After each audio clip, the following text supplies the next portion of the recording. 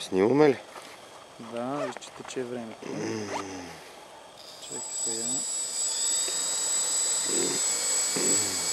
Защо не служихме съмник?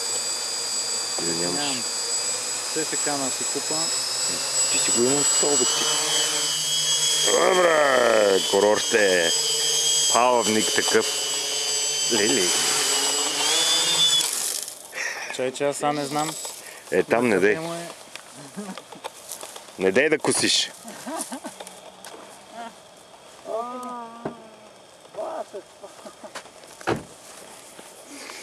С стъклото нагоре, баси. Да.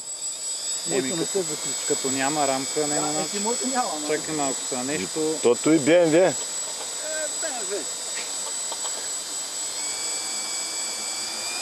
И тото и BMW влиза тука.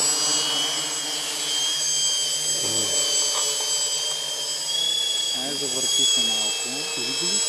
Танцуващия с вълци. Аз се опитвам да го стабилизирам. Това е защото е палавник. Толкова ли е за колко? Толкова ли е за контрол? Не мога да ти кажа, гледай сега в момента, в който пусна тия работи.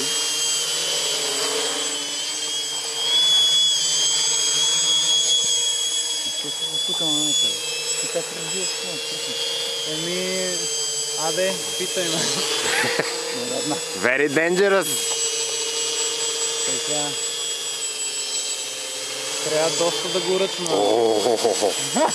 Така че аз си снимам. Нищо няма, бе. Аз се боря постоянно с тримери, с... Тук до мен е моя некой да не мине отзор през него.